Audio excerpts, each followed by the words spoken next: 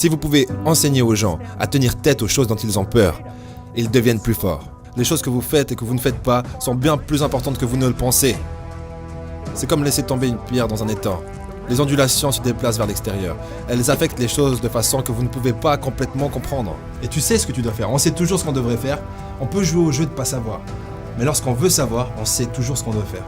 Si pendant 10 ans, si vous n'aviez pas évité de faire ce que vous saviez que vous deviez faire, à quoi ressembleriez-vous ? Dans cet épisode, en fait pour commencer, juste de quoi vous tenir informé, on va poster un peu moins de vidéos au mois d'août, une vidéo par semaine au mois d'août, 2 vidéos par semaine au mois de septembre, quand tout va bien en tout cas, et jusqu'à 4 voire 5 vidéos par semaine, octobre, novembre, décembre. Du coup pour louper aucune de ces vidéos, n'oubliez pas de cliquer sur le bouton rouge et la petite cloche. Changement de décor maintenant, dans cet épisode, vous allez découvrir l'importance des choix, des décisions que vous prenez ou que vous ne prenez pas avec Jordan Peterson. C'est parti.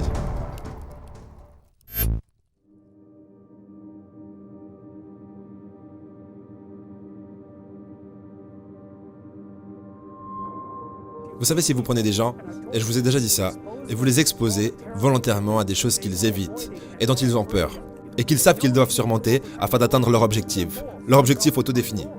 Si vous pouvez enseigner aux gens à tenir tête aux choses dont ils ont peur, ils deviennent plus forts.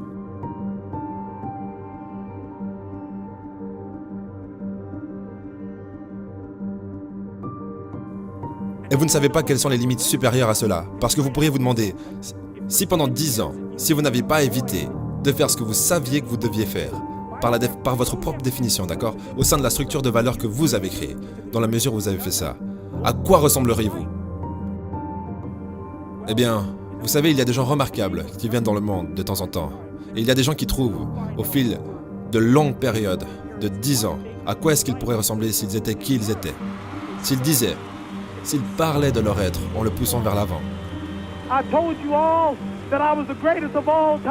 Et ils deviennent de plus en plus et de plus en plus forts. Et nous ne connaissons pas les limites à ça.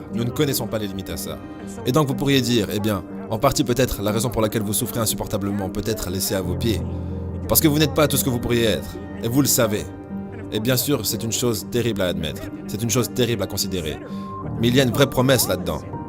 Parce que cela signifie que peut-être il y a une autre façon dont vous pourriez regarder le monde. Et une autre façon dont vous pourriez agir dans le monde. Donc ce que vous obtiendrez comme reflet sera bien meilleur que le reflet que vous avez actuellement.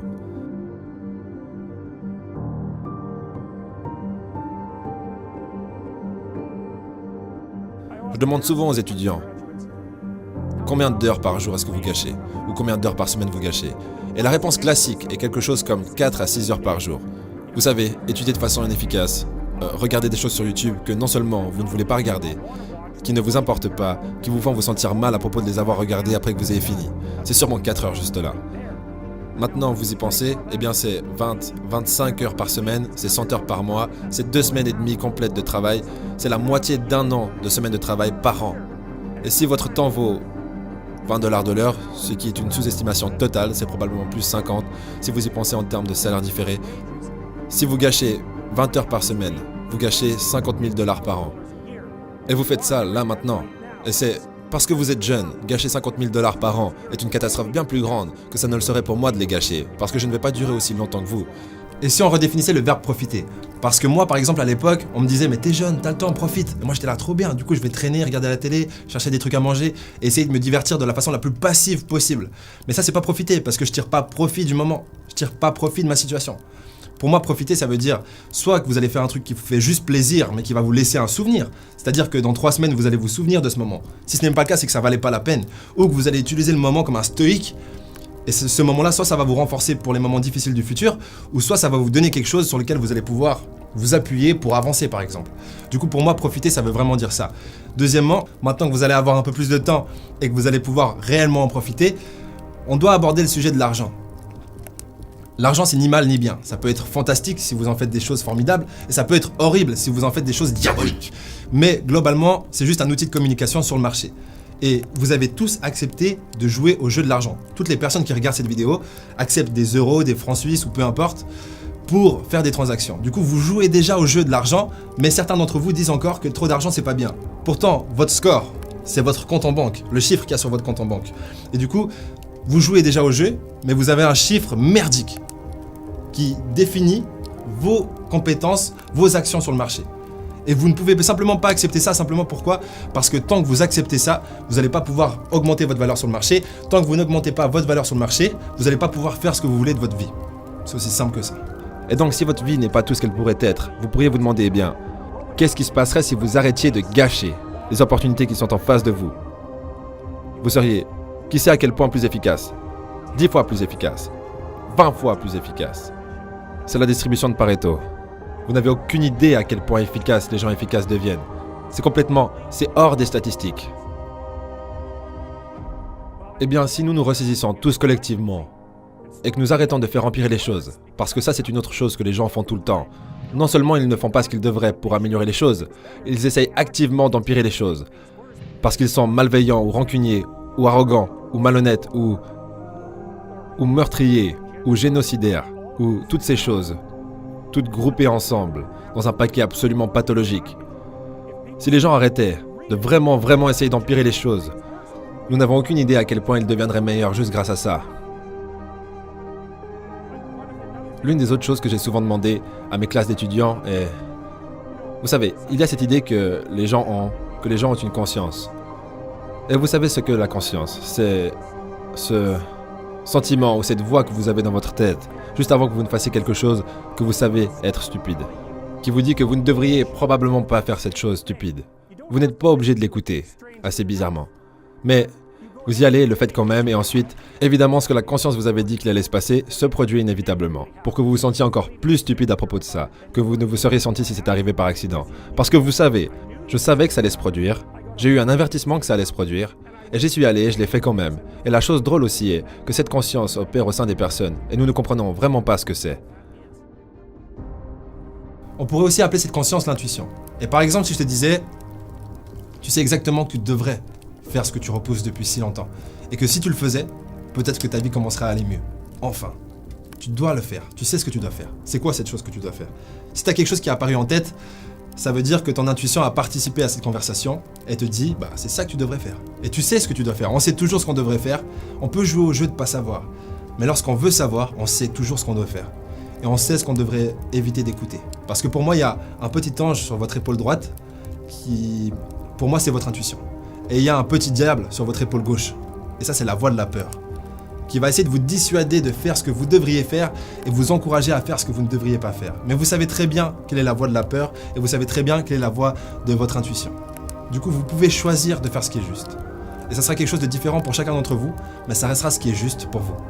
Ce n'est pas seulement votre destin qui dépend de si oui ou non vous vous ressaisissez et dans quelle mesure vous décidez que vous allez vivre votre propre véritable être. Ce n'est pas seulement votre destin, c'est le destin de tout le monde avec qui vous êtes en réseau. Et donc, vous pensez, il y a 9 milliards, 7 milliards de personnes dans le monde. Nous allons atteindre un maximum d'environ 9 milliards à part ça, et ensuite ça déclinera rapidement. Mais 7 milliards de personnes dans le monde. Et qui êtes-vous ? Vous êtes juste un petit grain de poussière parmi ces 7 milliards. Et donc ça n'a vraiment pas d'importance ce que vous faites ou ne faites pas, mais ce n'est simplement pas le cas. C'est le mauvais modèle, parce que vous êtes au centre d'un réseau. Vous êtes un nœud dans un réseau. Bien sûr, c'est encore plus vrai maintenant que nous avons les réseaux sociaux. Vous connaîtrez 1000 personnes, au moins au cours de votre vie. Et ils connaîtront 1000 personnes chacune. Et cela vous place à une personne d'1 million. Et à 2 personnes d'1 milliard. Et donc c'est comme ça que vous êtes connectés. Et les choses que vous faites, c'est comme laisser tomber une pierre dans un étang. Les ondulations se déplacent vers l'extérieur. Elles affectent les choses de façon que vous ne pouvez pas complètement comprendre. Et cela signifie que les choses que vous faites et que vous ne faites pas sont bien plus importantes que vous ne le pensez. Et donc si vous prenez ça en compte, bien sûr la terreur de réaliser cela est que ce que vous faites commence à vraiment avoir de l'importance. Et vous pourriez dire, c'est mieux que de vivre une existence vide de sens. C'est mieux que tout ça importe. Mais je veux dire, si vous vous posez vraiment la question, seriez-vous si sûr ? Si vous aviez le choix, je peux vivre sans aucune responsabilité, absolument aucune. Le prix que je paye est que rien n'a d'importance. Ou je peux inverser et tout a de l'importance. Mais je dois prendre la responsabilité qui est associée à ça. Ce n'est pas si évident pour moi que les gens prendraient le chemin qui a un sens.